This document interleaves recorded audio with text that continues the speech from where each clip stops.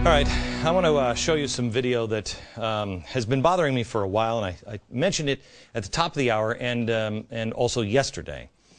I think this will tie things together. I hope it does if you watch both episodes.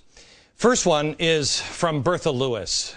She's in front of a bunch of young socialists of America, and here's what she says. Organize, get out into the street. You really have got to circle the wagons. This is not rhetoric or hyperbole. This is real. She talks in here about how these Tea Partiers are going to come and get you. This is just like when they rounded up the Japanese. I mean, it's quite a stirring speech. That bothered me. That really bothered me. Because I do believe take power is the next step here. Stage demonstrations. Riots, they need trouble. But something bothered me even more. In the summer, Van Jones cloaked a message here in peace and love, and it stuck out to me. I want you to listen to what he says. You handle the top down, but it's also bottom up and inside out. Top down, bottom up, and inside out. So now your challenge as you leave here, our challenge, is to take care of that bottom up part and that inside out part, the heart part. The heart part. That's what did it for me. He said the heart part. I'm like, there's something wrong here. But I didn't know what this meant. This is a tried and true technique that communists use to crush people of a nation between the members of a government at the top. Remember, he said, you've taken care of the top part. What does that mean? You put the right radicals in power. You've taken care of the top part. Then they get the radicals at the bottom to cause chaos. If you don't believe me, that's fine. I tell you, don't take my word for anything. You go ahead and look it up yourself. Let me take you back to where I took you at the beginning of this program, Czechoslovakia. I only told you half the story of what the Czechoslovakians thought was happening to their country in the late 1940s. After World War II, Czechoslovakia was in real trouble and people were hungry and there was strife. And a small group of communists managed to gain power in the Czech government through parliamentary maneuvers. That was taking care of the top-down pressure. Meanwhile, unbeknownst to all the people in Czechoslovakia, they were agitating people, getting them out into the streets, riot, strike, protest, create the illusion of a widespread clamor for change. That was the bottom-up pressure on the system. Well, the people were left in between, and they didn't know the truth. They didn't know what was going on. They were hungry, they were scared, they were confused, and they were looking for help.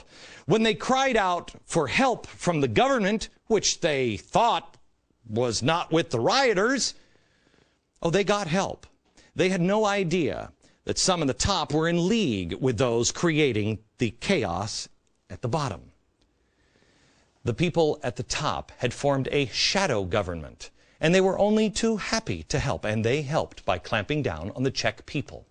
So the Czech people were hit from both directions, top down, bottom up, and inside out. Their country was turned inside out. They didn't know what to believe. The same is now being called for. The organizations that are calling now for Obama to bypass Congress and issue just executive orders. The Institute for Policy Studies. Soros funding. They came out with their annual report that literally says outside, inside. Outside pressure and inside strategy. What does that mean? It's just a different way of saying up and down pressure. Same thing, outside, inside. Now, how do I know about this strategy in Czechoslovakia? Well, it came from Jan Kozak's Communist Strategy paper. He was a writer and a member of the Communist Party at the time. He wrote this essay, and it was never intended to go public, but it accidentally did. We found it in a very old copy of the Congressional Records. Everything I am telling you for the last 2 nights, all of this strategy, all of this, the exposure. Why do you think George Soros sent his number 2 guy to my number 2 guy to ask us to consider him a kindly old gentleman? Because what he's doing was never meant to be published. But after being bullied, we stood up. We're not playing your game. It's no accident. This is what Van Jones meant. Top down, inside out, after the bottom up. What the Czech people didn't know is what you know now, that there is an orchestration of the ground. It's all being orchestrated. You know the groups involved now, and you know who's at the top. The Czechoslovakian people didn't know that, so they ran to the people they usually trusted, but they called for the wrong people. The other thing that the Czechoslovakian people didn't know is the first lesson of the 9/12 Project. What was my goal when I introduced the 9/12 Project? To tell you, you are not alone. But here was one of the most important lines out of that, especially in retrospect. Listen to this. The truth is, they don't surround us. We surround them. This is our country. Why is that important? Because when you study what happened in Czechoslovakia, the people felt alone. And they felt surrounded. You're not alone. And they do not surround you. It's an illusion. It's a puppet show. It's a stage. The radicals need you to feel that way. They need you to riot. They need you to create chaos. They'll do it if you won't, but they'd prefer that you did it. So when Van Jones says bottom up, he means get out into the streets. Why do you think she's telling the young communists they're coming for you? Get out into the streets. It's a game. And George Soros enjoys the game. He finds it kind of fun, those subversive activities, not my words, his words. He means the government forces that are in league with the riots when Van Jones says bottom up and top down, the top will clamp down. Those are the people who are trying to force this president to do what he knows needs to be done. Van Jones' words. Top down, bottom up, inside out strategy. That's what's happening. Except now we've thrown a tire iron into their little game that they have played 4 other times, and they are now executing the 5th time. But now we're changing the game. That's why we have tried to arm you with the most powerful weapon you have, information you need. Find all of this out. Find it out for yourself. Don't take my word for it. Know it and tell everyone you know. George Soros, you should know one thing, sir. We are not Czech citizens. We are Americans.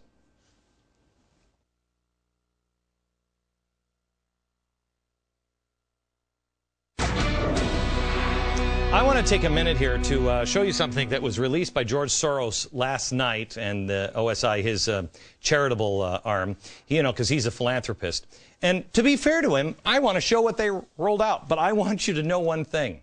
This guy has collapsed 4 countries, 4 regimes, 4 currencies. He's the most powerful man on earth, 35th richest man in the world.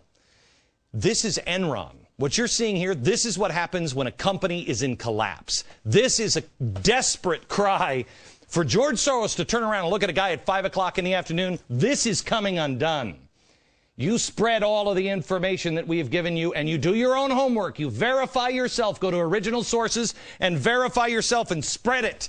Because light is the only thing this guy, he can't stand the light. He has to hide behind a mask.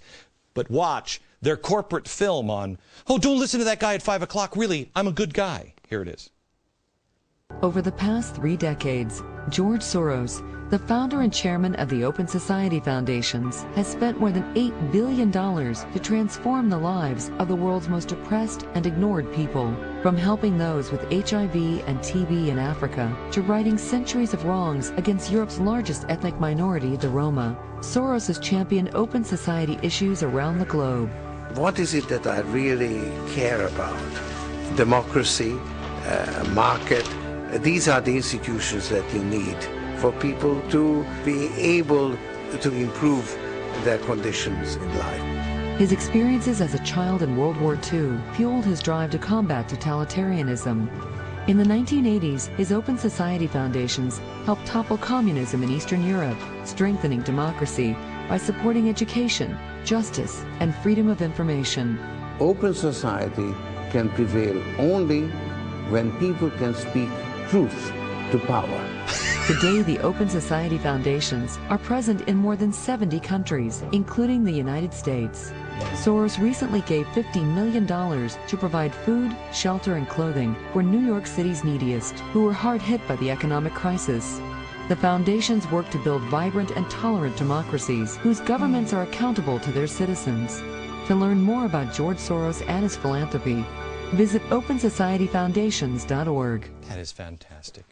That is fantastic. And don't forget, he's given all that money, just to help good things. Well, for instance, well, just a lot of these. This is only half the list of the organizations that are helping him accomplish his new world, spooky world order.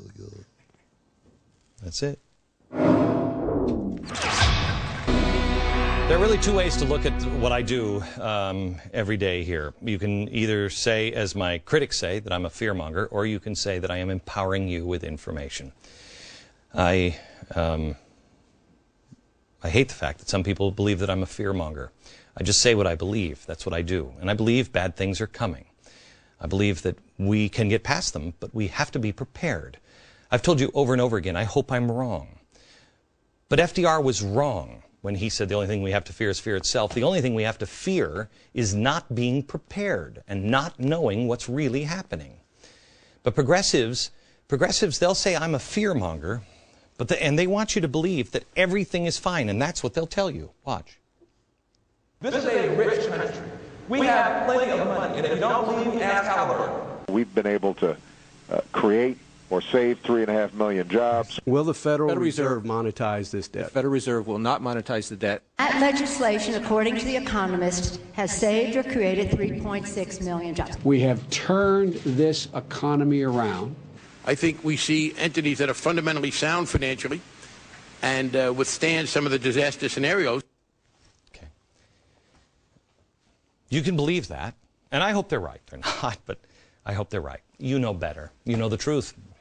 You know, on jobs, really? Unemployment rate, unchanged, 9.6% last night. They told us it would never go over 8.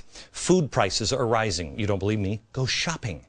Wall Street Journal now says an inflationary tide is beginning to ripple through the supermarkets and the restaurant. They're still telling you that they're worried about deflation. Don't worry about inflation. Check the price of gas. We're not going to monetize the debt. That was under oath. Really? The Fed just said that they will print more money to buy as much Treasury debt in the next 8 months as the government will issue. Fannie and Freddie, Barney Frank, together they now have twice as many foreclosed homes as they did this time last year. America, we have a historic choice in front of us. Do we open our eyes, or do we keep burying our heads in the sand? Do we end the book called America, or do we just turn the page and begin a new chapter? I've told you, 40-day and 40-night challenge. Please take this. People, we can't be the people who are angry. We can't be those people. They got that covered. We have to be people who say, thank goodness you're here. We have to be the ones who count on faith, hope, and charity from each other.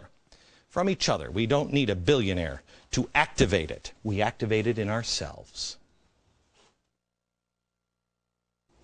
Please share all this information with your friends. A little more on the Puppet Master on tomorrow's show. And then on Friday, we're going to change the mood a bit. We're going to talk about gratitude with an incredible audience. You do not want to miss Friday. From New York, good night, America.